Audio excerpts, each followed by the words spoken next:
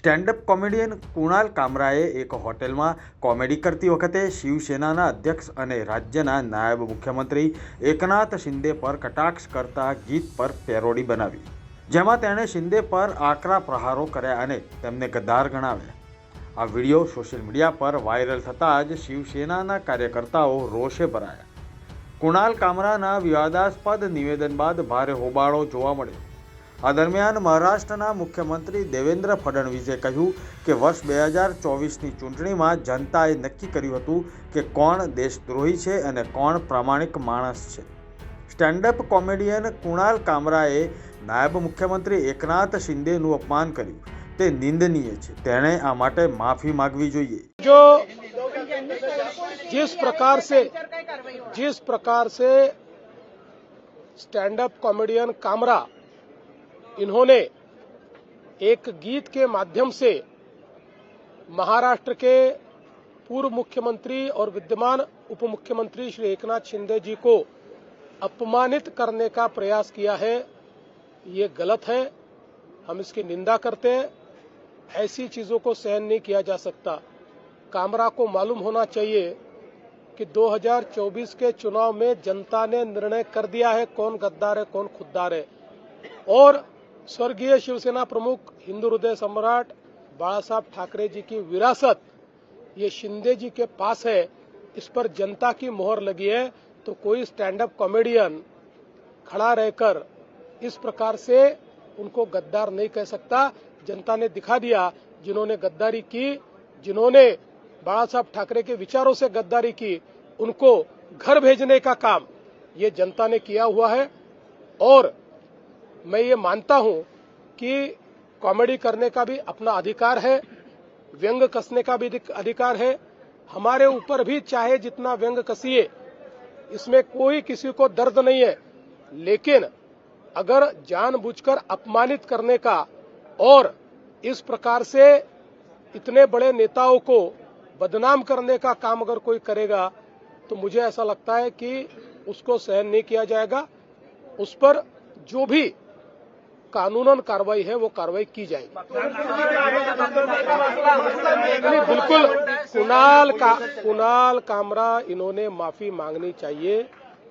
वो जिस प्रकार से संविधान का फोटो दिखाकर ट्वीट कर रहे हैं, ये वही लाल संविधान है जो राहुल गांधी दिखाते हैं. ये राहुल गांधी का संविधान जो न राहुल गांधी ने पढ़ा है न कामरा ने पढ़ा है.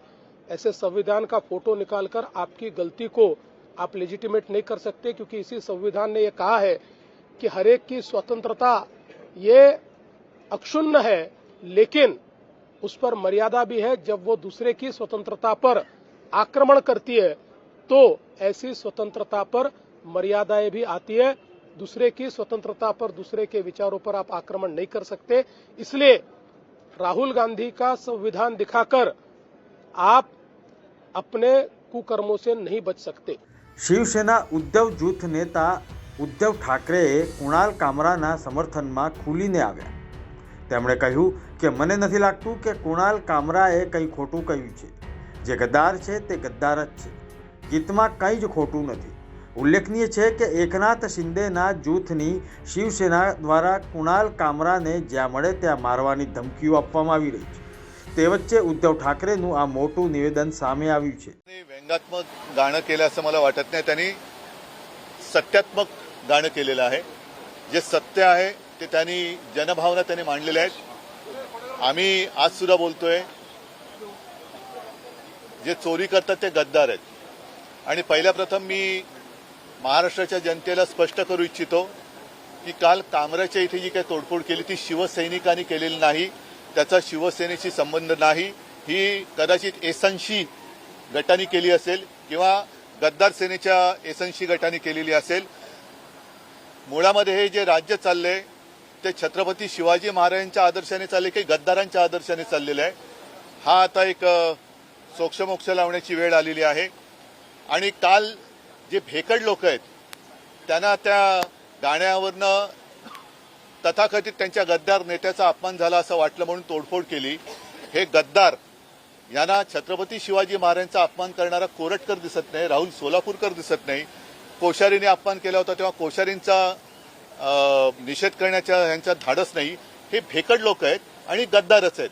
त्याच्यामुळे कुणाल कामरानी काही अयोग्य केले असं माझं मत नाही. कुणाल कामरानी जनभावना व्यक्त केलेल्या आहेत आणि मुख्यमंत्री महोदयांना मी सांगू इच्छितो की न्याय सगळ्यांना सारखा पाहिजे. नागपूरच्या दंगलीमध्ये ज्यांचं नुकसान झाले त्यांना नुकसान भरपाई तुम्ही देणार आहात.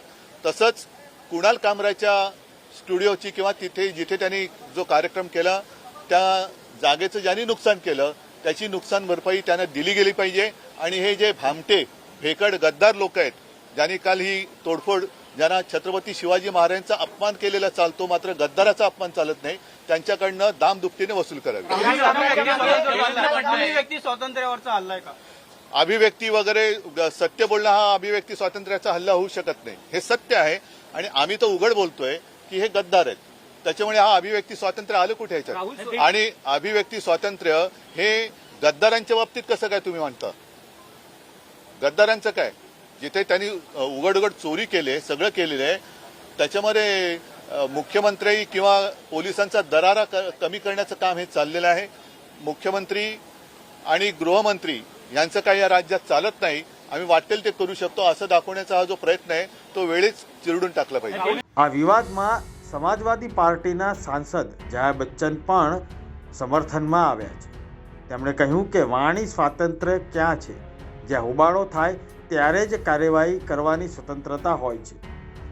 તમે સત્તા માટે તમારો મૂળ પક્ષ છોડીને બીજા પક્ષમાં જોડાયા.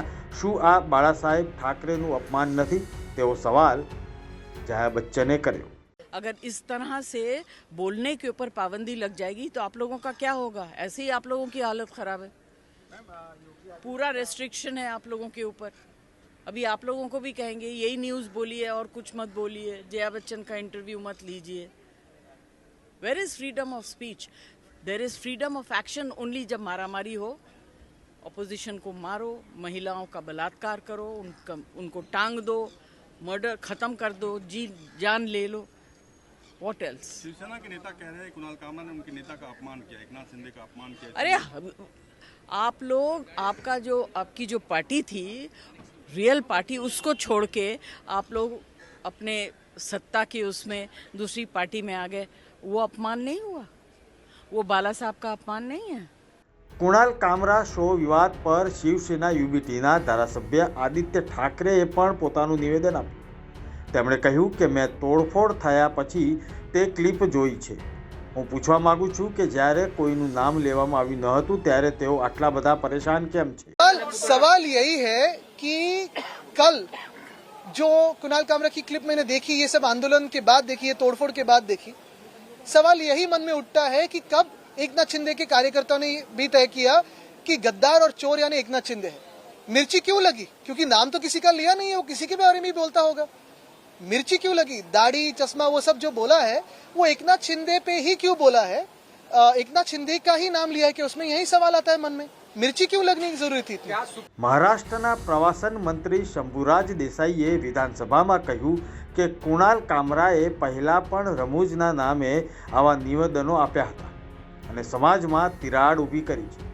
અમે માંગ કરીએ છીએ કે કુણાલ કામરા જાહેરમાં આવીને માફી માગે. सन्मान्य सदस्य अर्जुनराव खोतकर यांनी जो या ठिकाणी तो कोण कुणाल कामरा नावाचा व्यक्ती आहे हे वाजवू नका. त्याच्या संदर्भामध्ये त्यानं ज्या काही त्यानं गाणं केलं, जे काही त्यानं त्याचं वक्तव्य केलं, या संदर्भातल्या या सभागृहातल्या सदस्यांच्या तीव्र भावना वाजवू नका. या महाराष्ट्रातल्या जनतेच्या वतीनं या सर्वोच्च सभागृहामध्ये आपल्या समोर मांडलेल्या आहेत. या सगळ्या भावनांच्याशी आम्ही सगळेजण सहमत आहोत.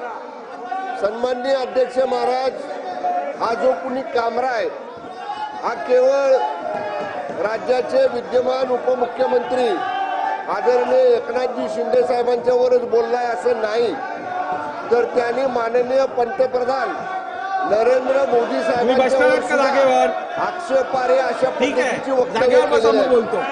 हा कामरा ज्यानं सुप्रीम कोर्टाबाबतीत सुद्धा अत्यंत खालच्या दर्जाची अशा पद्धतीची वक्तव्य केलेली आहेत.